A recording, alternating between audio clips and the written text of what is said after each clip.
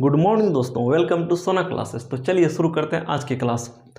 अभी तक आपने क्या सीखा? आपने सीखा तत्व, यौगिक, मिश्रण। मिश्रण को बड़ा डिटेल से समझाया आपको, जिससे कि आपके एग्जाम के पॉइंट ऑफ व्यू से, जिससे कि आपका ना छूटे। पिछली क्लास में मैंने क्या बताया था कि मिश्रण को सेपरेट कैसे किया जाता है, यानी कि अलग कैसे किया जाता है। उसकी कई विधियाँ थी, वो सारा कंप्लीट हो चुका है। ठीक है, थोड़ा सा टॉपिक बचा हुआ है मिश्रण में, इसको देख लेते हैं। ठीक है, इसके आगे आपको बताएंगे भौतिक परिवर्तन क्या होता है, रासायनिक परिवर्तन क्या होता है। ठीक है, तो पहले यहाँ देख लेते हैं। देखिए, मिश्रण के प्रकार आप खुद सोचिए। पदार्थ 3 प्रकार का होता है: ठोस, द्रव, गैस। पता है? पता है। ठोस, द्रव, गैस को अच्छी तरह से कवर कर रखा हूँ, पता है ना, सबसे पहले चैप्टर में। ठीक है, अब देखिए आप मिश्रण कैसे बना सकते हैं। किसी भी पदार्थ को क्या करेंगे, किसी भी अनुपात में, वो निश्चित अनुपात में मिला देने से क्या बनेगा अपना, वो मिश्रण बन जाएगा। ठीक है, अब यहाँ पर क्या है आप खुद सोचिए। पदार्थ मेरे पास 3 अवेलेबल है, एक ठोस होता है, एक द्रव, एक गैस होता है। हम किसको किसको मिला सकते हैं? ठोस को ठोस में एक बार ठोस मिला देंगे। ठीक है, ठोस में एक बार द्रव मिला देंगे, एक बार इसमें गैस मिला देंगे। ये हो सकता है। कितना टाइप हो गया? 1 हो गया, 2 हो गया, 3 हो गया। उसके बाद क्या हो सकता है? अब द्रव को लेके चलते हैं। द्रव में एक बार द्रव को मिला देंगे। ठीक है, द्रव में ठोस को नहीं मिलाएंगे, क्योंकि ठोस में द्रव को मिला दिए ना, बात तो बराबर है, समझ रहे हो ना। द्रव को द्रव में मिला दिए, गैस में गैस को मिला दिए। कितना हो गया? 4 हो गया, ये 5 हो गया। ये अब एक बच गया, द्रव में क्या मिला देंगे हम? गैस मिला देंगे। ठीक है, तो ये कितना हो जाएगा? 6। यानी कि 6 तरीका है जो कि हम उसको मिश्रण तैयार कर सकते हैं मिला के। कौन कौन सा? ठोस में ठोस का मिश्रण देख मिला के तैयार कर सकते हैं। ठोस में द्रव डाल दीजिए, नहीं कोई ठोस पदार्थ है उसमें द्रव डाल दीजिए। तो सबके एक उदाहरण के साथ मैं आपको समझाना चाहता हूँ। ठीक है, जिससे कि आपको क्लियर हो जाए। ऐसे कुछ नहीं है, हवा में है। हवा में मतलब बहुत ही ज़्यादा ईजी है, हल्का है। ठीक है, तो थोड़ा देखिए क्या है ठोस ठोस का मिश्रण। आप खुद सोचिए, ठोस ठोस का मतलब इसमें क्या होनी चाहिए? दोनों पदार्थ अपने क्या होना चाहिए? ठोस होना चाहिए। जैसे कि मैंने क्या लिया, चीनी और बालू। चीनी और बालू को मिला दीजिए, 1 मुट्ठी चीनी 1 मुट्ठी बालू लेके ऐसे ऐसे करके पूरा मिला दीजिए। ठीक है, तो क्या बन जाएगा? मिश्रण बन जाएगा। किसका? बालू और चीनी का। क्लियर? जहाँ तक समझ में आ गया ठोस ठोस का। अब दूसरा देखिए, ठोस द्रव का मिश्रण। नमक और जल। एक पदार्थ क्या होनी चाहिए? ठोस होनी चाहिए, दूसरा पदार्थ द्रव होना चाहिए। तो ठोस में मैंने क्या लिया? नमक। दूसरा में जल, क्योंकि जल क्या है? एक द्रव है ना, द्रव। और नमक क्या है? ठोस है। द्रव और ठोस मिलेगा तो कौन सा मिश्रण बनेगा? ठोस द्रव मिश्रण बनेगा। ठीक है, तीसरा देखिए, ठोस और गैस। ये थोड़ा आपके लिए कुछ नया लगेगा। देखिए होता क्या है ना, मिट्टी के कणों के बीच वायु। आप देखे होंगे मिट्टी जो होता है ना, जो बिल्कुल ठोस होता है, वो तो मैं समझ गया। कुछ ऐसे मिट्टी होते हैं जो थोड़ा सा अंदर में है ना, हल्का हल्का खालीपन रहता है, खाली जगह होता है, नहीं होता है, जो थोड़ा भुरभुरा मिट्टी होता है। या फिर कितनों भी मिट्टी ठोस रहे ना, उसके जो वो तो किसी कण से मिल के बना होता है। जब कण से मिल के बना होगा तो ऑटोमेटिक उसके बीच में रिक्त स्थान होगा ही होगा। बताए थे ना आपको, किसी भी पदार्थ के बीच में जो, जैसे कि उसके जो कण, 2 कणों के बीच में जो जगह बचता है, जैसे मान के चलिए, बताया था मैंने पहले भी आपको बता रखा हूँ, ये क्या है? पदार्थ के कण है। अब ऐसे गया तो बीच में क्या है? ये सब जगह देखिए बच रहा है ना, आपको शायद नहीं दिख रहा हो, दिख रहा होगा शायद, दिख रहा है। जैसे कि ऐसे था, बड़ा करके दिखाया, तो ये बीच वाला कण, बीच वाला जगह बनाएगा ना, इसी में क्या रहता है? हवा फंसा हुआ रहता है। तो क्या हो गया? मिट्टी ठोस हो गया, और आपका क्या बोलते हैं, हवा क्या हो गया? गैस। जैसे आप बालू ले लीजिए, बालू और हवा का मिश्रण, ये क्या कहलाएगा? ठोस और गैस का मिश्रण। बोले कैसे? उदाहरण में पूछता है बाबू, किसमें कौन सा, निम्नलिखित में कौन सा ठोस और गैस का मिश्रण है? जल और ठोस का, ठोस और द्रव का तो सभी बता देगा, नींबू पानी, ऐसा कुछ ऑप्शन आएगा तो। लेकिन जब थोड़ा सा आता है ना, ठोस और गैस का मिश्रण क्या है, तो उसमें मिट्टी के कण के बीच वायु, तो यहाँ फंस जाता है। क्या कैसे होगा? वो तो बिल्कुल ठोस है, उसके अंदर कैसे चला जाएगा वायु? समझ रहे हो ना। जैसे देखिए बालू में हवा और बालू का मिश्रण, बालू का कण नहीं होता छोटा छोटा, लेकिन उसके बीच में कहीं ना कहीं गैप होता है, खाली जगह होता ही होता है। पहले भी बता चुके हैं, अभी भी थोड़ा ध्यान रखिए, ठीक है। उसी में जाके क्या होता है, वायु फंस जाता है। जब उसमें वायु फंसेगा तो क्या हो गया, मिश्रण बन गया किसका, वायु और गैस और ठोस का, ठीक है।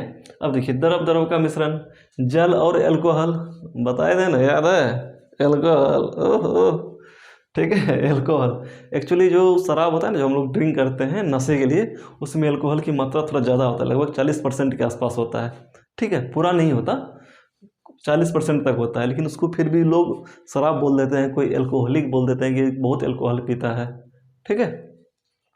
जो कि गंदी आदत है, अभी भी समझा रहा हूँ, गंदी आदत है, इससे दूर रहना भाई। मैं तो अभी तक दूर हूँ, ठीक है, आपको भी दूर रहना है। जल प्लस एल्कोहल, ये क्या हो जाएगा, द्रव द्रव का मिश्रण। या फिर आप जल और नींबू ले सकते हैं, कुछ भी ले सकते हैं, जरूरी नहीं कि मैं चीनी बालू लिया तो आपको चीनी बालू लेना है। मैं एक छोटा सा समझने के लिए उदाहरण दिया, और मैं ऐसा उदाहरण उठा के दिया हूँ जो कि आपको समझ में आ जाए। साइंस क्या है, समझने की चीज़ है, ठीक है, रटने का नहीं है। इसलिए मैं आपको ईजी वाला जो है ना उदाहरण दे रहा हूँ। गैस गैस का मिश्रण, जैसे कि वायु में गैस गैस का, यानी दोनों पदार्थ क्या होना चाहिए, गैस होना चाहिए मिलने वाला। जैसे कि वायु में आप देखते होंगे नाइट्रोजन और ऑक्सीजन भी होता है और कार्बन डाइऑक्साइड भी होता है, ये सब क्या हो गया, गैस गैस में मिश्रण हुआ, ठीक है। द्रव गैस का मिश्रण, सोडा वाटर, पहले बताया था, याद है, सोडा वाटर। चलिए ठीक है, देखिए सोडा वाटर क्या होता है, पानी में क्या करते हैं ना, कार्बन डाइऑक्साइड को दबा के हाई प्रेशर के साथ उसमें डाल दिया जाता है, तो उससे क्या होता है, वो अच्छी तरह से जल के रिक्त स्थानों में जाके क्या होता है, घुल मिल जाता है, कौन, कार्बन डाइऑक्साइड। जब देखते हैं कोल्ड ड्रिंक क्या है, सोडा वाटर की तरह, उसमें भी क्या होता है, पानी के अंदर कार्बन डाइऑक्साइड को प्रेशर के साथ, किसके साथ, प्रेशर के साथ, प्रेस क्या होता है, कस के ढक्कन लगा दिया जाता है। उसमें क्या होता है, उसके कण के बीच में क्या रहता है, गैस होता है, किसके, कौन सा गैस, कार्बन डाइऑक्साइड गैस, किसके, जल के द्रव के रिक्त स्थानों में, जल के जो द्रव का जो कण है, जो उसमें रिक्त स्थान है कणों के बीच में, उसमें गैस रहता है। आपको पता है कि गैस क्या होता है, अति, क्या बोलते हैं, उसके कण का, उसके कणों की गति जो क्या होता है, बहुत ज़्यादा होता है, किसके, गैस का। लेकिन उसके अंदर समय रहता है, क्यों, क्योंकि उसके ऊपर जो दबा के रखता है, कौन, प्रेशर के साथ, ठीक है।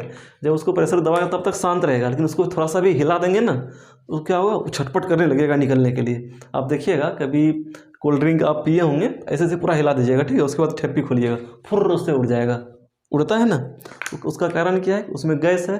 गैस क्या चाहेगा, हमेशा उसके कणों की गति ज़्यादा होता है, तो हमेशा वो बाहर निकलना चाहेगा, उड़ना चाहेगा, उसी वजह से क्या होता है, फुर्र से ऊपर उड़ जाता है, ठीक है। तो क्या हुआ, ये द्रव गैस का मिश्रण, ठीक है। तो सोडा वाटर में क्या होता है, पानी में सोडा को हाई प्रेशर के साथ गैस को मिलाया जाता है, ठीक है, कार्बन डाइऑक्साइड को। यहाँ तक क्लियर। अब थोड़ा सा आपको मिश्रण के टॉपिक से थोड़ा सा राहत मिला होगा, ठीक है, थोड़ा लंबा चल गया क्योंकि थोड़ा इंपॉर्टेंट था। तो चलिए अब देखते हैं थोड़ा सा आगे, जल का शुद्धिकरण, ठीक है। तो चलिए देखते हैं, यदि सपोज करें, यानी कि मान लें कि आपके आसपास भूमिगत जल नहीं है। भूमिगत जल किसको बोलते हैं, जो धरती के नीचे हो, तो वो क्या होता है, थोड़ा साफ होता है, पीने योग्य होता है। डायरेक्ट आप उसको निकाल के चाहे कुएं के माध्यम से या फिर मोटर के माध्यम से या फिर चापाकल के माध्यम से, इसको ना हैंड पंप बोलते हैं, उनके माध्यम से आप सीधा निकाल के आप पी सकते हैं, यूज कर सकते हैं। अधिकांश जगह पे, बहुत जगह ऐसे होते हैं ना नीचे भी खराब पानी मिलता है, और कुछ जगह ऐसे होते हैं वहाँ पानी ही नहीं मिलता नीचे, और वहाँ पर सिर्फ नदी की पानी के ऊपर निर्भर रहना पड़ता है। तो आप सोचो कि उसको कैसे इस्तेमाल करोगे।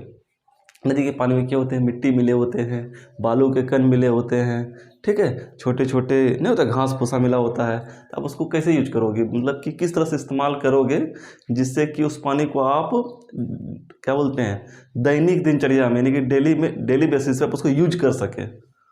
कैसे यूज करोगे आप, या और साथ साथ पीने के लिए कहीं बाहर से नहीं आएगा, ठीक है। तो उसके लिए हम क्या प्रोसेस अपनाते हैं, जल का शुद्धिकरण। जल का शुद्धिकरण कैसे करेंगे, आप ही खुद सोचो। यदि आपके पास पानी दे दिया जाए नदी का, तालाब का, तो क्या करोगे आप, सबसे पहले एक बर्तन रखोगे आप, ठीक है। उस बर्तन में क्या करेंगे, पानी क्या हो जाएगा, कुछ देर के लिए छोड़ देंगे, 10-12 घंटा के लिए। तो क्या हो जाएगा, जो मिट्टी के कण हैं और बालू के कण हैं, क्या होगा, नीचे जमा हो जाएगा। तो ये क्या हो गया, इसमें नदी का जल इसमें डाले, इसको 10-12 घंटा के लिए छोड़ दिए, तो क्या हो गया, इसमें नीचे जो है ना जमा हो गया, क्या, मिट्टी के कण, बालू के कण, जिसको हम क्या बोलते हैं, तलछट। पिछली क्लास में भी पढ़ाए थे ना, इसको क्या बोलते हैं, तलछट। और इसमें क्या होता है, थिर्राता है पानी, बोलते हैं कि पानी थिराने के लिए दिए हैं। थिराने से क्या होता है कि उसके सब बालू के कण, मिट्टी के नीचे क्या होता है, बैठ जाता है, इसलिए इसका नाम क्या दिया गया, थिराने की टैंकी। ठीक है, अब उसके नीचे एक और टैंकी लेते हैं जिसको बोलते हैं निस्यंदक टैंकी, मतलब फिल्ट्रेशन टैंक। इसमें तो आप ही खुद सोचो, कोई नदी का पानी है, अगर उसको ठिराने के लिए दे दिए, नीचे बालू हो गया, मिट्टी कण हो गया, बैठ भी गया, तो वो तो उतना शुद्ध रहेगा नहीं, फिर भी उसमें कहीं ना कहीं छोटा छोटा कण रहेगा।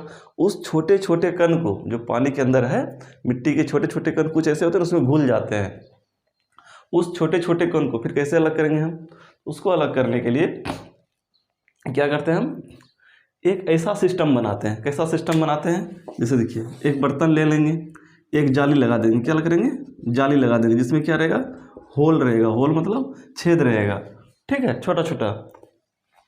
अब इसके ऊपर क्या करेंगे हम, पत्थर का टुकड़ा रख देंगे, फिर क्या रखेंगे, बालू, फिर क्या रखेंगे, चारकोल। चारकोल क्या होता है, चारकोल तो ऐसे होता है, चारकोल जो हम कहते हैं ना उसको बोलते हैं, क्या बोलते हैं, चारकोल हो गया आपका, जब आप लकड़ी को जला के छोड़ते हैं जो कचरा बच जाता है उसको क्या बोलते हैं, चारकोल। ठीक है, लेकिन हकीकत में उसको नहीं बोलते हैं चारकोल। चारकोल हम उसको बोलते हैं जब लकड़ी को वायु की अनुपस्थिति में कस के गर्म करते हैं, यानी कि वायु, जैसे कि देखिए, कोई लकड़ी का टुकड़ा ले लिए, किसी बर्तन में ले लिए, एयर सील्ड बर्तन से क्या करेंगे, टाइट कर देंगे, यानी कि बिल्कुल, और इससे हवा निकाल लेंगे।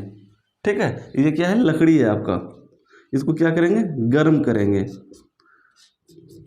कस कर गर्म करेंगे। ठीक है, तो क्या होगा, ये जलेगा नहीं, जलेगा कभी नहीं जलेगा, लेकिन इसके अंदर का जो वाष्प होगा ना वो निकल जाएगा सारा, तो ये क्या हो जाएगा, काला पड़ जाएगा, लेकिन इसके अंदर जलवाष्प की मात्रा थोड़ा भी नहीं रहेगा, उसको क्या बोलेंगे हम, चारकोल। ठीक है, या फिर आप घरेलू शब्दों में कह सकते हैं, जैसे लकड़ी जलने का छोटा छोटा नहीं काला काला बच जाता है टुकड़ा, जो कि ठोस टाइप का होता है, उसको क्या करेंगे, इसके ऊपर बिछा देंगे फिर। ठीक है ये वाला पार्ट है ना, वही बता रहा हूँ कैसे बना हुआ है। फिर उसके ऊपर हम क्या डालेंगे, बालू डाल देंगे। ठीक है, बालू डाल देंगे, कंकर का पत्थर डाल देंगे। अब उसके बाद इसमें पानी डालेंगे। आप ही बताइए, जब इसमें पानी डालेंगे अब, तो एक तरह से किसका काम करेगा, फिल्टर का काम करेगा, यानी कि फिल्टरेशन टैंक। निस्यंदक को क्या बोलते हैं हम, फिल्टरेशन।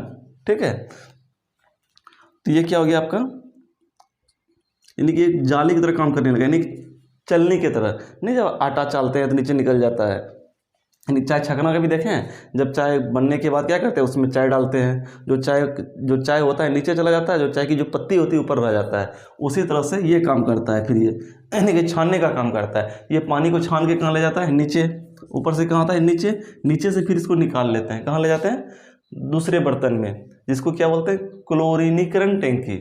इसको क्लोरीनीकरण टैंकी क्यों बोलते हैं, मान के चलिए पानी तो थोड़ा साफ हो गया, थोड़ा नहीं बहुत साफ हो जाता है, लेकिन उसके अंदर बैक्टीरिया होता है। ठीक है, छोटे छोटे जीव होते हैं, कीटाणु होते हैं, उसको मारने के लिए हम क्या करते हैं, उसमें थोड़ा सा क्लोरीन डालते हैं। आप देखे होंगे रेलवे स्टेशन के टैंकी सब में क्या होता है, जो पानी पीजिएगा थोड़ा सा कंठ में लगेगा छक से, क्यों लगता है, वो अजीब टाइप का स्वाद लगेगा डायरेक्ट आप टैंकी का पियोगे तो, क्योंकि उसमें क्लोरीनीकरण किया जाता है, पानी में जो है ना क्लोरीन मिलाया जाता है, क्लोरीन या फिर विरंजक का चूर्ण, जिससे क्या होता है, उसका बैक्टीरिया मर जाता है। जब उसका बैक्टीरिया मर जाएगा तो फिर क्या होता है, पानी पीने योग्य हो जाता है। लेकिन हम लोग क्या करते हैं, इसमें क्लोरीन और विरंजक चूर्ण नहीं डालकर हम लोग सीधा जो नहीं होता है, क्या बोलते हैं, आर ओ नहीं आता, आर ओ जिसमें कैंडल लगा रहता है, उसमें डाल दिए, पानी बूंद बूंद टपक टपक के उससे छन के फिर उसके बाद हम इसको पीते हैं। और डायरेक्ट यूज करना हो तो थोड़ा सा लेते हैं पाउडर, उसमें डाल देते हैं, उसके बाद फिर उस नहाने में धोने में टैंकी में ही डाल देते हैं, नहाने में धोने में हम यूज करते हैं पानी का।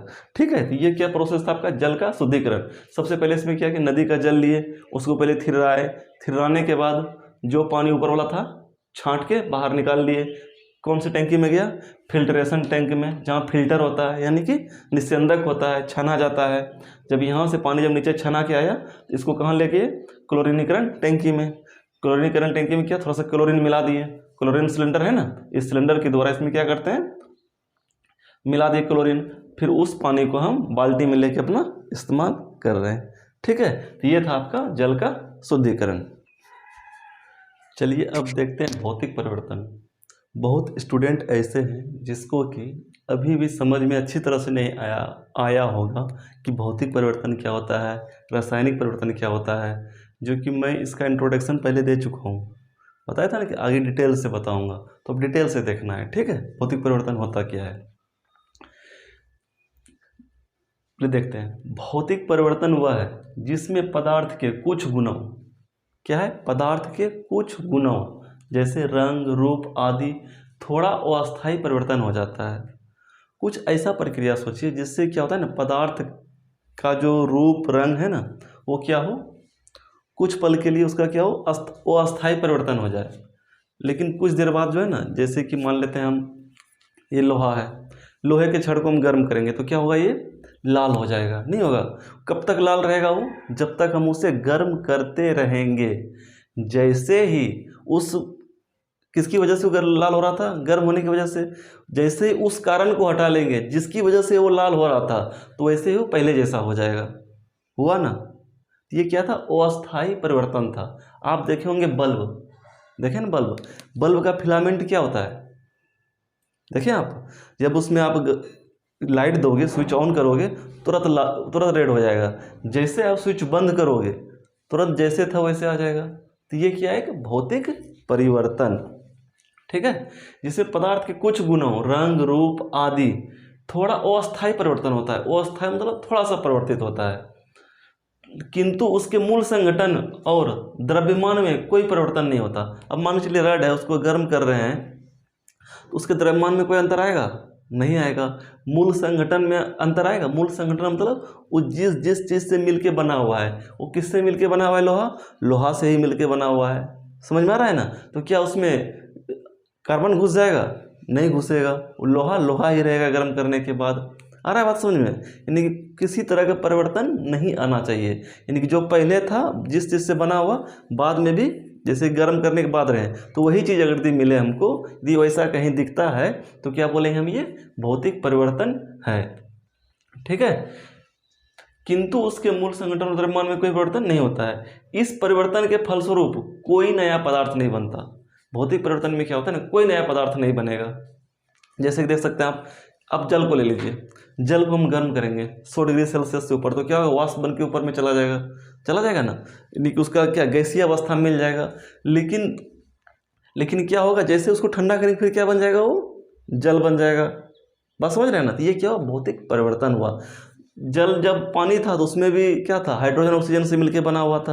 वाष्प भी बना तो बस कण अलग हो गया, लेकिन कुछ नया पदार्थ तो बना नहीं, तो वो भी क्या रहा, जल का ही अणु रहा। मेरा छोटा छोटा अणु क्या होता है पता है, यौगिक का सूक्ष्मतम यानी छोटा कण, सबसे छोटा कण, लास्ट कण क्या कहलाएगा, अणु कहलाएगा। जल का अणु इसमें भी होगा, उसमें भी होगा। उसमें क्या होगा, सब अलग अलग रहेगा वाष्प में। जल में क्या होता है, सब एक दूसरे से चिपका हुआ रहेगा, ठीक है। तो कहने मतलब क्या है, जल का वाष्प बनना क्या है कि भौतिक परिवर्तन है। ये पूछता है पेपर में, ठीक है, ध्यान रखिएगा। नमक का जल में विलयन, अब नमक को जल में घोल दिए ना, उससे कोई नया पदार्थ बना, पानी रहता है, नमक रहता है, लेकिन उसमें क्या होता है, नमक उसके रिक्त स्थान में जाके बस समा जाता है, ठीक है। यदि आप उसको पियोगे ना तो नमक का स्वाद आएगा, पता है, आप जब पी के देखना उसमें क्या है, नमक का स्वाद, यदि चीनी घोलोगे तो चीनी का स्वाद आएगा। इसका मतलब क्या है, उसमें चीनी है, चीनी कोई दूसरा पदार्थ नहीं बना है। जब बिल्कुल ही नया पदार्थ बन जाए, चीनी का गुण खत्म हो जाए, पानी का गुण खत्म हो जाए, दोनों के मिलाने के बाद कोई तीसरा ऐसा पदार्थ बन जाए जिससे कि दोनों से कोई मतलब ही नहीं रहा हो, ठीक है। ऐसा अगर ये कहीं बनता है तो उसको क्या बोलेंगे, रासायनिक परिवर्तन, जो कि हम अभी आगे बताने वाले हैं। इसमें क्या होता है, नमक जल को भी घुला दीजिए, फिर गर्म करके जो है ना पानी को अलग कर लीजिए वाष्प बना के, और नमक उधर नीचे बैठेगा ना।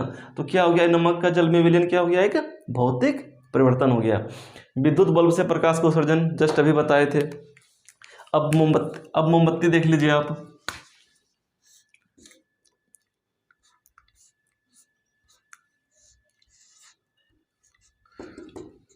अगर मान के चलिए इस मोमबत्ती को हम क्या करेंगे, पूरा पिघला दें, क्या बन जाएगा, लिक्विड बन जाएगा, नहीं बनेगा। यदि उसको फिर से हम उसको ठंडा करने के लिए छोड़ दें, फिर क्या हो जाएगा, मोम ही रह जाएगा। तो ये भी क्या है, एक भौतिक परिवर्तन है, ठीक है, बता रहे समझ में। तो चलिए देखिए, भौतिक परिवर्तन अपना समाप्त होता है। अब देखेंगे क्या, रासायनिक परिवर्तन। तो चलिए अब देखते हैं रासायनिक परिवर्तन, ठीक है। अभी मैंने क्या देखा, भौतिक परिवर्तन। भौतिक परिवर्तन में क्या होता है, जब उसमें कुछ परिवर्तन आता है तो उसका क्या होता है, मूल संरचना रंग रूप क्या होता है, चेंज नहीं होता। ठीक है, इसमें क्या होता है, बिल्कुल ही चेंज हो जाता है। जो पहले रहता है वो बाद में उसका थोड़ा भी गुण नहीं रहता। ठीक है, इसमें क्या है, रासायनिक परिवर्तन वह परिवर्तन है जिसके फलस्वरूप इनके रंग रूप संरचना पूर्णतः बदल जाते हैं। उसका रंग भी बदल सकता है, रूप भी बदल सकता है, और उसका संरचना यानी कि बनावट भी बदल जाएगा। ठीक है, और परिवर्तन के फलस्वरूप कोई नया पदार्थ जरूर बनेगा। जब उसमें परिवर्तन हुआ तो कोई नया पदार्थ बनेगा और उसको पिछले से कोई मतलब नहीं रहेगा। ठीक है, जैसे देखते हैं लोहे में जंग लगना। आप देखे होंगे लोहा में जंग लग जाता है, लगता है ना। जंग लगना क्या होता है, वो क्या होता है ना, लोहे के ऊपरी परत पे हम वायुमंडल में जो ऑक्सीजन होता है ना, उसके साथ बराबर संयोग करके वो क्या होता है, आयरन ऑक्साइड बना लेता है। वो क्या होता है, कुछ दूसरा ही पदार्थ बन जाता है। लोहा कितना मजबूत होता है देखें, लेकिन आयरन ऑक्साइड क्या होता है, जो जंग लगा पदार्थ है भुरभुरा होता है ना, उसका गुण क्या हो गया, बिल्कुल ही अलग हो गया। है ना समझ में। तो लोहे में जंग लगना क्या है, एक रासायनिक परिवर्तन है। चलिए दूसरा देखते हैं, कोयले का जलना। कोयला क्या होता है, कोयला में कार्बन 90% आता है, लगभग 90%, 80%, 95%, उसी हिसाब से उसका नाम भी रखा गया है, जो कि हम आगे पढ़ेंगे। ठीक है, पहले इसमें देखना है कि कोयला का जलना। तो कोयला में क्या होता है, कार्बन होता है, कार्बन को जलाएंगे। कोई पदार्थ जलता कैसे, पहले ये आपको पता होना चाहिए। किसी भी पदार्थ को जलाने के लिए 3 चीज़ के होना बहुत ज़रूरी है। पहला, जिसको हम जलाएंगे वो पदार्थ चाहिए। दूसरा, ऑक्सीजन। ठीक है, जिसको हम जलाएंगे वो चाहिए, दूसरा ऑक्सीजन। उसके बाद तीसरा क्या चाहिए, उसके लिए वो हीट चाहिए, मतलब कि बाहर से कुछ ऐसा एनर्जी देना पड़ेगा, आग देना पड़ेगा, जिससे वो जल जाए। मान के चलिए हम लकड़ी ले लिए और ऑक्सीजन भी है, क्या खुद जलेगा, नहीं ना। तो उसके लिए क्या चाहिए, कोई ज्वलनशील पदार्थ चाहिए बाहर से, जिससे उसको हीट दे सके, जिससे वो जल जाए। ठीक है, तो अब देखिए कोयला है, कोयला में क्या होता है, कार्बन होता है प्रचुर मात्रा में, होता है, पता है आपको। उसको वो क्या होता है, जलता है। कैसे जलता है, ऑक्सीजन के साथ संयोग करके। ठीक है, ऑक्सीजन का 2 कण क्यों लेते हैं, ऑक्सीजन क्या है, गैस है। जब भी गैस होता है ना, इसको स्वतंत्र अवस्था में नहीं रहता, इसलिए हम ऑक्सीजन का 2 परमाणु लेते हैं अभिक्रिया कराने में। ठीक है, लगभग जितने भी गैस होते हैं सारे को क्या करते हैं, 2 लेते हैं, खासकर ऑक्सीजन को तो 2 लेते हैं। ठीक है, तो कार्बन हो गया, ऑक्सीजन हो गया। जब ये दोनों को जलाते हैं, यदि इसको जलाएंगे, ठीक है, आग दिए इसमें, जल के क्या बनेगा, ये CO2। आप देखे होंगे, कोयला इतना ले लीजिए, ठीक है, कम से कम 5 kg कोयला ले लीजिए। जब उसको आप जलाते हैं तो कितना बचता है, मात्र 50 ग्राम खाक बचता है ना। आप सोचिए 5 kg कितना बचा, 50 ग्राम या 100 ग्राम 200 ग्राम यही बचेगा, उससे ज़्यादा नहीं बचेगा। देखिए ना, अगर पूरी तरह से जल जाए तब, ऐसे नहीं। पूरी तरह से यदि जल गया कोयला आपका, अच्छी तरह से नहीं होता है, बिल्कुल वाइट बचे उसके बाद, तो आप देखिएगा कोयला का जो है ना रहता 5 kg है। अब सोचिए कहाँ चला गया वो, और जलने के बाद कहाँ चला गया, हल्का कैसे हो गया, बहुत हल्का हो जाता है, जिसको क्या बोलते हैं हम लोग, छौरा बोलते हैं, नहीं बोलते हैं, खाक। जैसे ना गोईठा को भी जलाते हैं तो क्या बचता है ना, उसके चूल्हा में जब बचता है तो काला काला जो बचता है ना, तो उसको क्या बोलते हैं, छौरो हम लोग बोलते हैं गाँव में। ऐसे तो हिंदी वर्ड में इसको शायद खाक बोला जाता है। ठीक है, तो होता क्या है, कार्बन ऑक्सीजन के साथ संयोग किया, क्या बन गया, CO2। CO2 क्या है, कार्बन डाइऑक्साइड। ये क्या होता है, उड़ जाता है, उड़ के वायुमंडल में चला जाता है। कौन, कार्बन डाइऑक्साइड। आ रहा समझ में। इससे कार्बन लेके ऑक्सीजन का संयोग करके उड़ता चला गया। तो क्या हो गया, वो जैसे जैसे जल रहा है तैसे तैसे क्या बोलते हैं, आपका कोयला कम होते जा रहा है। क्यों, कि ये कार्बन डाइऑक्साइड बन के उड़ रहा है, निकल रहा है उससे बाहर। आ रहा समझ में। इससे क्या, तो उसका द्रव्यमान धीरे धीरे कम हो जाता है। वो जो लास्ट में जो बचता है ना, जो नहीं बोले 90% कार्बन था, 10% वो था, दूसरा सब पदार्थ रहता है, तो वही सब बचता है लास्ट में। ठीक है, उसकी जो अशुद्धियाँ होती है, अशुद्धियाँ मतलब कि कार्बन के अलावा जो पदार्थ रहता है, तो वो अपना लास्ट में बच जाता है। तो आया समझ में। कहने का मतलब है, जब कार्बन और ऑक्सीजन को जलाएंगे तो क्या बनेगा, कार्बन डाइऑक्साइड। जब कार्बन डाइऑक्साइड बन गया तो क्या हम उससे फिर दोबारा कोयला बना पाएंगे, या ऑक्सीजन अलग कर पाएंगे। इसके लिए बहुत ही तितम्मा करना पड़ता है। तितम्मा नहीं होता है, यानी कि बहुत ही क्या बोलते हैं, उसको प्रयोगशाला में ले जाएंगे, उसको कई प्रकार के चरण से गुजारेंगे, यानी कि सिंपल विधि से इसको हम अलग नहीं कर सकते। कार्बन डाइऑक्साइड से हम कार्बन और ऑक्सीजन को सिंपल विधि से अलग नहीं कर सकते, इसलिए क्या हुआ, ये रासायनिक परिवर्तन हुआ। अब आप देखिएगा, कार्बन क्या था, जलता है, ऑक्सीजन क्या है, जलाता है ना। लेकिन जब कार्बन डाइऑक्साइड बनता है तो आपको पता होगा ये क्या करता है, आग को बुझा देता है। सोचिए, इसका गुण क्या था, जल रहा था, ये जलाने में मदद कर रहा था, नहीं कर रहा था।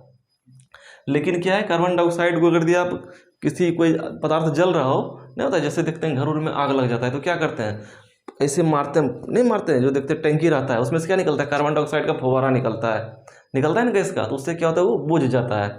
अब खुद बताइए, इसके अंदर ऑक्सीजन जो है जलाने में मदद करता है, कार्बन जलता है, लेकिन जब दोनों मिल गया तो क्या हो गया, कार्बन डाइऑक्साइड बन गया, और वो क्या करता है, बुझा देता है। समझ रहे हैं ना। तो कहने का मतलब ये हुआ कि पहले जो गुण था और बाद में जो बना, दोनों के गुण में क्या हो जाता है, अंतर आ जाता है। आया ना। कोयला क्या था, ठोस था, लेकिन यह कार्बन डाइऑक्साइड क्या बन गया, गैस बन के उड़ गया। तो इसका रूप भी क्या हो गया, चेंज हो गया, पहले ठोस था तो गैस बन गया। ठीक है, जरूरी नहीं कि रूप चेंज हो, लेकिन हो भी सकता है, कोई ऐसा नहीं है कि जैसा पहले था वैसा ही रहेगा।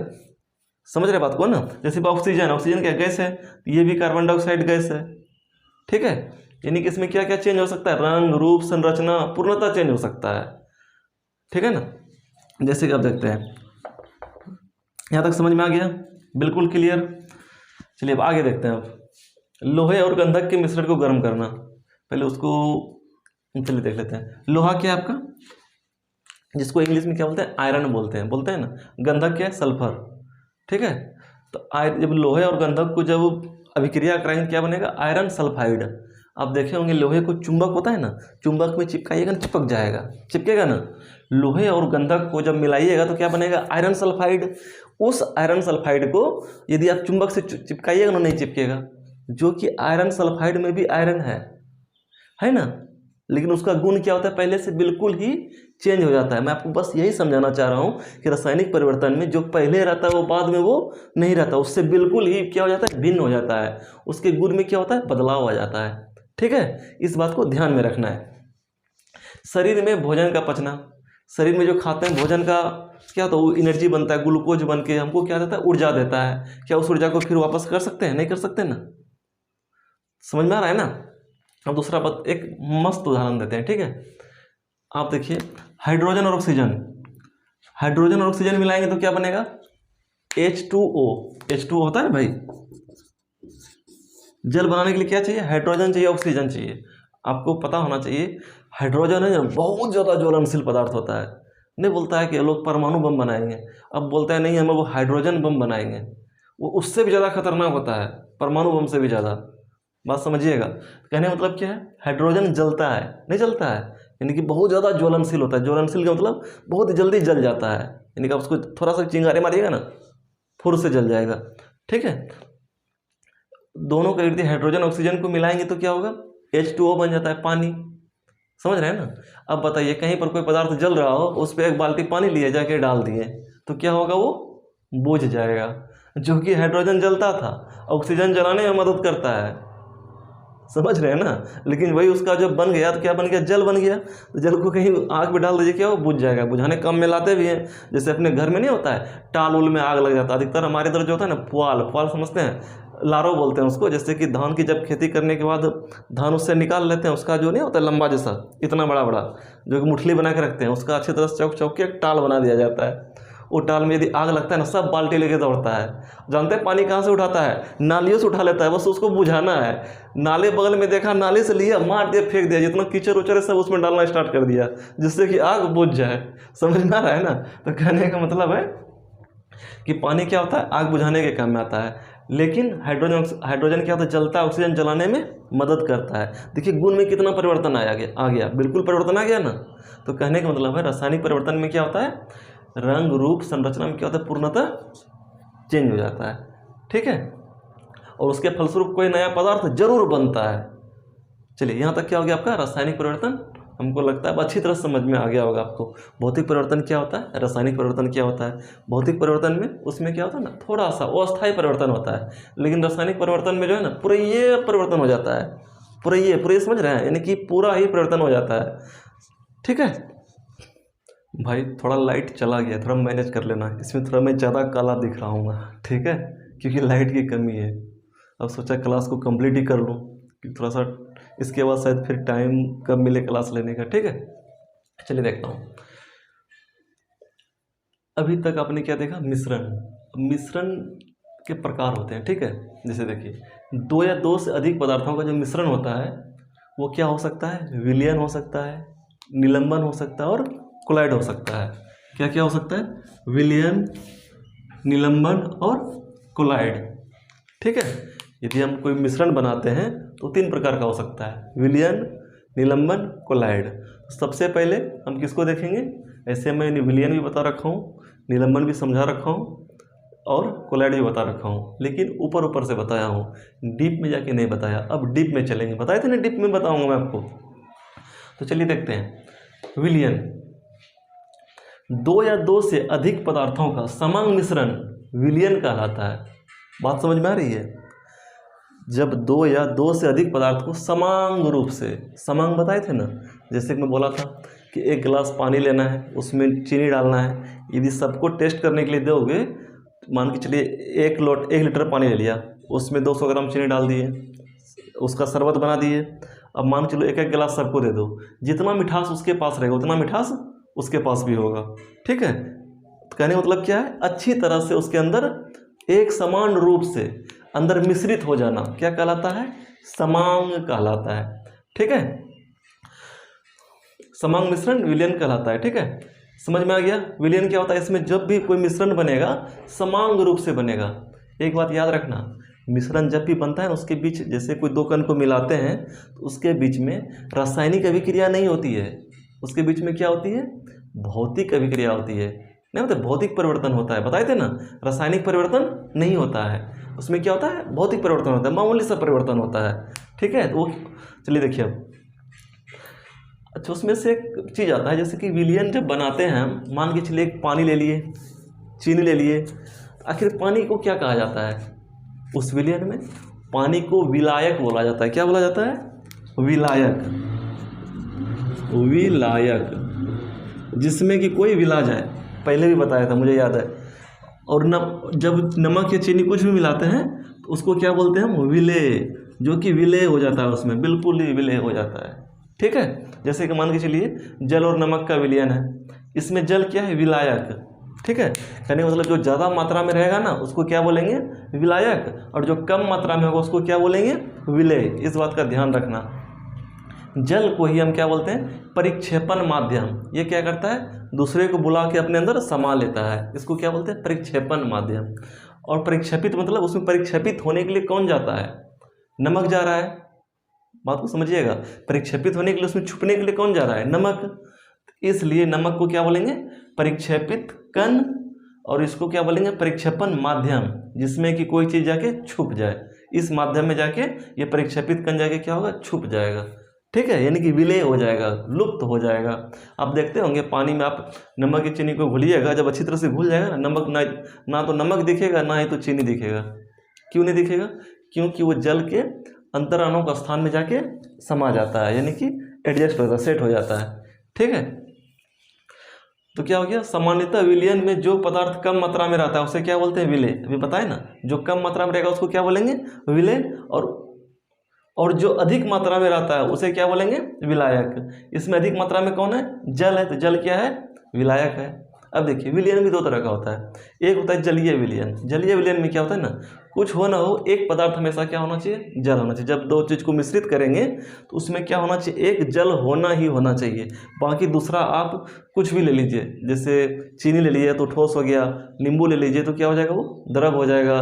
उसमें कार्बन डाइऑक्साइड घुला दीजिए, नहीं घुलाते थे सोडा वाटर बनाने में, जल में क्या कार्बन डाइऑक्साइड उसमें घुला दीजिए, कुछ भी घुला दीजिए, लेकिन क्या होना चाहिए, एक पदार्थ उसमें क्या होना चाहिए, जल होना ही चाहिए। जल में घुलाने से जो विलयन बनता है, जल में जब घुलाएंगे उसके बाद जो विलयन बनेगा उसको क्या बोलेंगे, जलीय विलयन, ठीक है। उदाहरण आप कुछ लिख लीजिएगा, जैसे में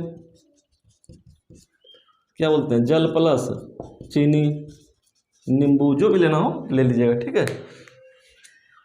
अजलीय विलयन, इसमें क्या होगा, जो जल के अतिरिक्त तो उसमें जल होना ही नहीं चाहिए, बिल्कुल नहीं रहेगा, उसके अलावा अन्य द्रवों में घुलकर, कोई भी अन्य द्रव में अगर हम घुलाकर कोई विलयन बनाते हैं तो उसको क्या बोलेंगे हम, अजलीय विलयन।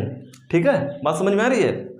अब मैं आपको बताता हूँ थोड़ा सा यहाँ पर, जैसे एक उदाहरण देते हैं, उदाहरण क्या दें, एल्कोहल में आप जो है ना टिंचर आयोडीन को मिला दीजिए। टिंचर आयोडीन क्या होता है, कीटाणुनाशक होता है, ठीक है ना। यदि आप एल्कोहल में घुलाओगे तो घुल जाएगा। उसमें एक पदार्थ क्या रहा, कोई भी विलयन बनने के लिए दो चीज़ चाहिए ना, कम से कम दो चाहिए, बताए थे ना, दो या दो से अधिक, कम से कम दो तो चाहिए ही चाहिए। उसमें एक क्या लिए हम, एल्कोहल लिए, दूसरा क्या लिए, टिंचर आयोडीन लिए। दोनों में से कोई जल है नहीं है, तो ये जलीय विलयन नहीं है। तो फिर कौन सा विलयन है ये, वो जलीय विलयन है। अरे समझ में, बिल्कुल इजी लग रहा होगा आपको। इसका कारण क्या है, आप लोग मेहनत कर रहे हैं, पीछे से रिवीजन करते हुए आ रहे हैं। और मैं ये दावे के साथ कह सकता हूँ, जो पीछे से मेहनत नहीं कर रहे हैं ना, ऐसे जितना अच्छी तरह से समझा रहा हूँ, समझ में तो आ रहा होगा, लेकिन वो बात नहीं आएगी जो रिवीजन के बाद आता है। मैं भाई अभी भी आपको रिपीट करता हूँ, ठीक है, रिवीजन नहीं छोड़ना। जैसे कि मैं आपको लिखा दिया ना, दो या दो से अधिक पदार्थों का समांग मिश्रण विलयन कहलाता है। इसको कभी नहीं रटना है, बस आपको पीछे से देखते हुए आना है, एक बार खाली पढ़ते हुए आना है। और माइंड में आप ऐसा सोच लो कि समझना है बस, और माइंड में ये सोच लो मुझे रटना ही नहीं है, यानी कि इसको याद करना ही नहीं है, बस ये क्या कहना चाह रहा है वो जानना है। आप भाई किसका तैयारी कर रहे हो, यदि आप 9th-10th के स्टूडेंट हो तो आप सेंटेंस को रट सकते हो, ठीक है। लेकिन आप यदि एलपी के लिए तैयारी कर रहे हो, पॉलिटेक्निक के लिए तैयारी कर रहे हो, तो वो तो आपको लिखने के लिए नहीं बोलेगा ना, तो आपको उसका मैटर बिल्कुल क्लियर होकर समझ में आना चाहिए। इसलिए इसको अगर ईजी करना हो तो इसको रटना बिल्कुल नहीं है। सोच लो कि मुझे इसको 5 बार पढ़ेंगे, लेकिन इससे हम क्या निकालेंगे, वो क्या कहना चाह रहा है, बस उस चीज़ से हम मतलब रखेंगे। बात को समझिएगा, ठीक है ना। तो इसलिए रटना नहीं भाई, बिल्कुल बस उसको समझना है, उसके तत्व को, उसके जो मूल तत्व जो उसको कहना चाह रहा है उसको समझना है, ठीक है। मैं इतना बड़ा बड़ा लिखा रहा हूँ, क्यों लिखा रहा हूँ, उतना भी नहीं बड़ा, फिर भी बहुत शॉर्ट करके लिखा रहा हूँ। इसलिए लिखा रहा हूँ कि आपको जब एक बार देखो ना कभी भी कॉपी उल्टा के, चला ये तो पता है मुझे, ये तो पता है मुझे, यदि कभी नोट्स ही नहीं बनाओगे, अच्छी तरह से लिखोगे नहीं, तो क्या उल्टा के देखोगे, ठीक है। मैं भी जो बोलूँगा जब तक समझ रहे हो, आप भी तो ह्यूमन बॉडी हो, क्या बोलते हो, मानव हो, ठीक है। तो मानव का दिमाग क्या होता है, वोलेटाइल होता है। अभी है, 4-5 दिन बाद क्या हो जाएगा, उड़ जाएगा, जब तक उसको आप रिवीजन नहीं करोगे, बार बार नहीं देखोगे, ठीक है। इसलिए रिवीजन करना बहुत ही ज़्यादा जरूरी है, ठीक है। अभी आगे जो है ना आपका इसी चैप्टर में न्यूमेरिकल है, बनाने में इतना मजा आएगा ना, पूछे मत। ऐसे रेलवे ड्राइवर में पूछता है थोड़ा थोड़ा बहुत नाम मात्र का, लेकिन मैं इसमें जितना भी लेवल का दे रखा है ना, आपके लेवल में है 9th-10th वाले लेवल में, यानी कॉम्पिटिटिव लेवल में, मैं सारा कंप्लीट कराऊंगा, ठीक है। वास्तविक विलयन, ठीक है। वास्तविक विलयन क्या होता है, पूर्णतः समान होता है। जैसे विलयन नहीं होता है, ऐसे तो सारे विलयन जो है ना, विलयन उसी को बोलते हैं जो कि समान रूप से हो, लेकिन वास्तविक विलयन प्रॉपर उसको बोलेंगे जो कि बिल्कुल ही समान हो। लेकिन कुछ विलयन अभी आगे ऐसा आएगा जो कि थोड़ा समान नहीं होगा। जैसे कि मैं अभी बताया था आपको कि कोई समान कब होता है, कितना बहुत बार बता रखा हूँ। अच्छा, आपको ध्यान में तो रिकॉल कीजिए, तो यानी कि थोड़ा सा कोशिश कीजिए तो अपने से खुद बताने का।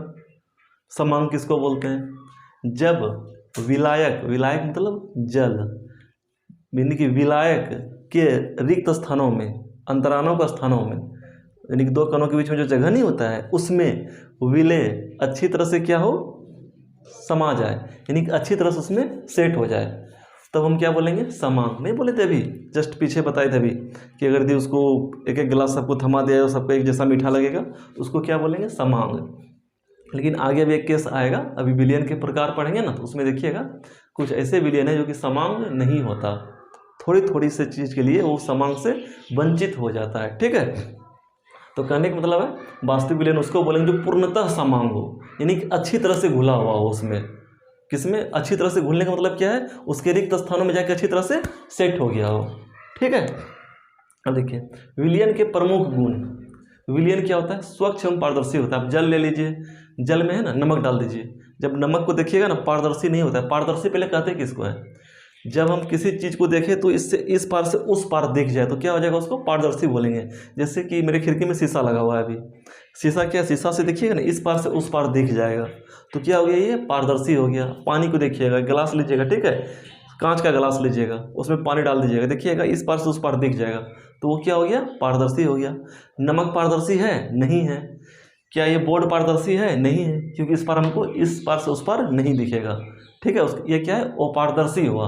यदि इस पार से उस पार नहीं देखा तो क्या हो गया? अपारदर्शी। ठीक है, तो क्या है? विलयन स्वच्छ एवं पारदर्शी होता है। पारदर्शी मतलब यानी कि इस पार से उस पार दिख जाएगा। मान के चलिए नमक पारदर्शी नहीं है, लेकिन जब हम पानी में उसको घोलते हैं तो क्या होता है? वो क्या बोलते हैं, पानी के रिक्त स्थानों में जाके समाहित हो जाता है, एडजस्ट हो जाता है। तो क्या हो गया? जिसकी वजह से क्या होता है? विलयन, जैसे पानी पारदर्शी था, इस पार से उस पार दिखता था, तो विलयन भी जब उसमें नमक भी घोल देते हैं उसके बाद भी वो क्या होता है? पारदर्शी ही रहता है। ठीक है, विलयन को कुछ समय तक स्थिर छोड़ देने पर भी विलय के कण नीचे नहीं बैठता। आप ट्राई कीजिएगा, यानी कि चीनी पानी घोल लीजिएगा, 2 घंटा के लिए छोड़ दीजिएगा, क्या आपको चीनी नीचे बैठ जाएगा? नहीं बैठेगा। कौन बैठता था? अभी क्या बताए थे, याद है? जब नदी का पानी लेते हैं उसमें बालू मिट्टी का कण बैठा मिला हुआ हो तो वो बैठ जाता है। क्यों? क्योंकि उसके रिक्त स्थान में नहीं जाता, उसके आसपास रहता है। वो बालू का कण हुआ, मिट्टी का छोटा छोटा कण हुआ, उसके आसपास रहता है। जब उसको स्थिर छोड़ते हैं ना तो धीरे धीरे अपने वजन के कारण क्या होता है? नीचे बैठ जाता है। आ रहा है समझ में? तो कहने का मतलब क्या है? विलयन की जो जो उसमें विलय होता है वो नीचे नहीं बैठता, चाहे उसको 10 घंटा या 10 साल के लिए भी छोड़ दीजिएगा ना, उसी तरह से रहेगा। चलिए देखिए, अब देखिए, माइक्रोस्कोप की सहायता से देखने पर भी विलयन में विलय और विलय के कण अलग अलग नहीं दिखाई पड़ते। अब जब माइक्रोस्कोप क्या होता है? सूक्ष्मदर्शी, जिससे कि छोटे छोटे पदार्थ को देखने में उपयोग में लाया जाता है। ठीक है, विलयन में विलय और विलय के कण, विलायक के कण, जैसे कि मान के चलिए पानी ले लिए, जस्ट वो सब तो वही उदाहरण है। पानी में हम क्या चीनी घोले हुए हैं, उसके क्या रिक्त स्थानों में जाकर समाहित हो रखा है। जब उसको सूक्ष्मदर्शी से दिखेगा ना तो नहीं दिखेगा, अलग अलग नहीं दिखेगा। क्यों? क्योंकि वो एक दूसरे के उसके रिक्त स्थान में क्या होता है? वो होता है, क्या बोलते हैं, एडजस्ट किया हुआ रहता है, यानी कि समाहित होता है। ठीक है, छुपा हुआ रहता है उसके रिक्त स्थान में। किसके? जल के अणु के, यानी कि जल के जो कण हैं उनके बीच में। ठीक है, कौन छुपा हुआ रहता है? विलय। विलय मतलब चीनी। तो उससे क्या होगा? जब उसको छुपा हुआ है, उसके कण में समाहित है, तो अलग अलग दिखेगा? नहीं दिखेगा, सब क्या लगेगा? एक ही साथ है। ठीक है, अलग अलग नहीं दिखाई पड़ते। विलयन क्या होता है? समांग होता है। समांग क्या होता है? जस्ट अभी बताया। ठीक है, विलयन के अवयवों को छान कर अलग नहीं किया जा सकता। आप सोचिएगा, जैसे कि चाय बनाते हैं, चाय छकना में डाल दिए, चाय नीचे आ गया, चाय पत्ती ऊपर आ गया, तो वो क्या हो गया? तो वो तो अलग हो गया। लेकिन आप पानी को सोचिएगा, नींबू पानी को या फिर नमक पानी को, चीनी पानी को, कि मैं चाय छकना क्या बोलते हैं छान कर मैं अलग कर लूँगा, नहीं। क्यों नहीं अलग होगा? इसलिए अलग नहीं होगा क्योंकि उस पानी के बीच में रिक्त स्थान जाकर अच्छी तरह से छुप जाता है। नहीं होता है, एक बार पहले बताए थे, हर दर्द का दवा वेदना विनाश। हमारे इधर एक प्रचार होता था वेदना विनाश को, कंपनी शायद बंद हो गई है। एक पुड़िया में आता था, माथा दर्द कर रहा हो, देहांत दर्द दे रहा हो, घुटना दर्द दे रहा हो, कुछ भी दर्द दे रहा हो, वो जड़ी बूटी था, बढ़िया चीज़ था। उसको खाने से क्या होता ना, वो दर्द ठीक हो जाता था। तो वही चीज़ है, यानी कि हर दर्द का वही दवा है, रिक्त स्थान और उसमें समाना। किसमें? विलयन में। ठीक है,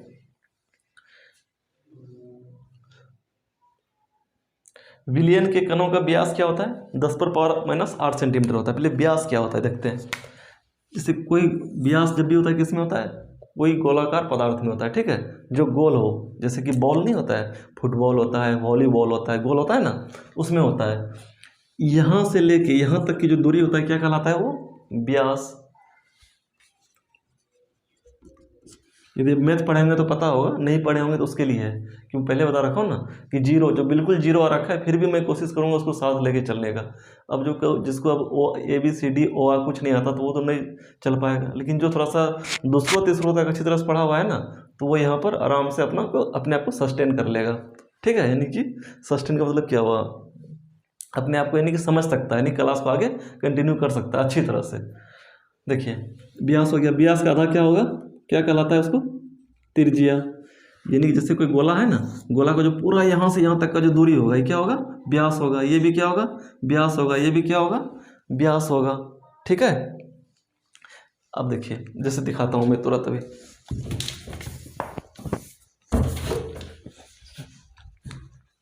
देखिए, ये क्या गोलाकार पदार्थ है? क्या ये बॉल है? अब इसमें देखिएगा, यहाँ से यहाँ तक की जो दूरी होगी ना, क्या होगा? ये व्यास कहलाएगा। ठीक है, यहाँ से यहाँ तक की दूरी क्या कहलाएगा? व्यास। लेकिन इसके सेंटर से, सेंटर मतलब कहीं बीच में सेंटर होगा ना, मान के चलिए ये बॉल है, ये क्या है, ये बॉल है, बीच में सेंटर होगा कहीं इसमें अंदर में, यहाँ से जो दूरी इसकी सतह तक होगा उसको क्या बोलेंगे हम, त्रिज्या। यहाँ से उसके सतह की दूरी क्या बोलेंगे, त्रिज्या। और जब इस सेंटर से दूसरी साइड भी ले लेंगे तो दोनों मिला के क्या हो जाएगा, व्यास। यानी कि व्यास क्या, त्रिज्या क्या होता है, व्यास का आधा होता है। ठीक है, बता रहे समझ में। तो वही है, विलियन के कणों का व्यास क्या होता है, 10⁻⁸ सेंटीमीटर होता है। यानी कि 1 पर कितना शून्य, 8 गो शून्य। 10⁻8 का मतलब क्या होता है, 8 गो शून्य ना, उतना भागा होता है। यानी कि 1 सेंटीमीटर कितना बड़ा होता है पता है। आप देखे होंगे जब 10th में छोटा सा स्केल होता है ना, इतना बड़ा स्केल जिसमें 1 से लेके 1 2 3 4 5 6 7 8 15 तक रहता है ना। यहाँ से लेके 1 जैसे ऐसे रहता होगा, दिखाता हूँ मैं आपको। कुछ लोग बोर होते होंगे क्योंकि जिसको पता होगा, जिसको पता नहीं होगा ना उसको अच्छा लगेगा। ठीक है, थोड़ा समझना जरूरी है। ऐसे करके कितना जाता है, 15 तक रहता है। 1 2 3 4 5 ऐसे लेके यहाँ तक 15 तक रहता है स्केल। इसमें क्या होता है, 10 भागों में से बांटा हुआ रहता है। देखे होंगे आप, ये क्या है, स्केल है। और ये दूरी जो कहलाता है ना 1 सेंटीमीटर, कितना कहलाता है, 1 सेंटीमीटर। और ये छुटकुनिया दूरी है ना, छोटा सा, बहुत छोटा सा, ये इतना सा, यानी कि इतना भरी ये दूरी, इतनी ये भरी हुआ ना, ये दूरी आपका कितना होता है, 1 mm मतलब मिलीमीटर। और ये क्या हो गया, सेंटीमीटर। आ रहा है समझ में, 1 सेंटीमीटर 1 मिलीमीटर। अब क्या इसको 10 भागों में बांटे हैं इस दूरी को, ये दूरी तो कितना था, 1 सेंटीमीटर था, 10 भागों में बांटे, जो एक भाग है उसको क्या बोले हम, 1 मिलीमीटर। समझ रहे हो ना। तो क्या मतलब कहने का हुआ, 1 सेंटीमीटर में कितना होता है, 10 मिलीमीटर। ठीक है, ये बस आपकी जानकारी के लिए था कि आगे की जरूरत पड़ेगा अभी, इसलिए मैं थोड़ा सा बता दिया। सॉरी, इसको फेंकना पड़ेगा ना। चलिए देखिए, अब देखिए 1 सेंटीमीटर का कितना भाग बोल रहा है, जब 10⁻⁻ का बोध हो तो उसका मतलब है कि भाग बोल रहा है। भाग मतलब 10⁻⁻ कितना है, 8 है। यानी कि 1 बटा 10 पर पावर 8 शून्य, कितना शून्य, 3 4 5 6 7 8 शून्य, इतना भागा। यानी कि इतना भागा करेंगे किसको, इसको, तब वो जो उसके कण का जो व्यास होगा इतना होगा, 10⁻⁸ सेंटीमीटर। ठीक है, यानी कहने का मतलब है ये इतना छोटा है कि आप उसको आंख से देख ही नहीं सकते। उसको किससे देख सकते हैं आप, माइक्रोस्कोप से। ठीक है, सूक्ष्मदर्शी से। सोचिए ना, 1 सेंटीमीटर का जो है ना 10⁻8 कितना हो गया, इकाई, दहाई, सैकड़ा, हजार, 10,000, लाख, 10 लाख, करोड़, 10 करोड़, लगभग जो है ना करोड़ों भाग किए। 1 सेंटीमीटर का जो है करोड़वां भाग किए हम, करोड़वां भाग, तब जाके हमको ये दूरी मिला, जो कि इतना उसका क्या होता है, व्यास होता है कण का। इतना छोटा छोटा कण होता है कि आप बताइए कितना छोटा कण होता है। ठीक है, बस एक आपके रेफरेंस के लिए बता रहा हूँ कि ये ऐसा होता है, जो कि आपको समझ में आए कि कितना छोटा होता है। ठीक है, इसलिए उसको हम नंगी आंखों से नहीं देख सकते हैं। उसके लिए क्या करते हैं, हम माइक्रोस्कोप की सहायता से देखते हैं। ठीक है, तो चलिए आज का क्लास यहीं समाप्त होता है। आगे आपको जो ना विलयन के प्रकार बताए जाएंगे, जो कि क्या था, संतृप्त विलयन सुने होंगे, अति संतृप्त, असंतृप्त, उसके बाद आपका निलंबन है, कोलाइड है, उसके बाद फिर आपका न्यूमेरिकल है। ठीक है, अभी पिछले क्लास का आंसर आपको दिख रहा होगा। ठीक है, अब और आज का क्वेश्चन आपके सामने है, कृपया इसको नोट कर लें और इसको पक्का बनाएं। इसमें कुछ ऐसे क्वेश्चन हैं जो कि आपको समझ में नहीं आता होगा, टेंशन नहीं लेना है। एक बार जब पूरा क्लास खत्म हो जाएगा, सारे का चैप्टर वाइज मैं ऑब्जेक्टिव बताऊंगा। ठीक है, ओके।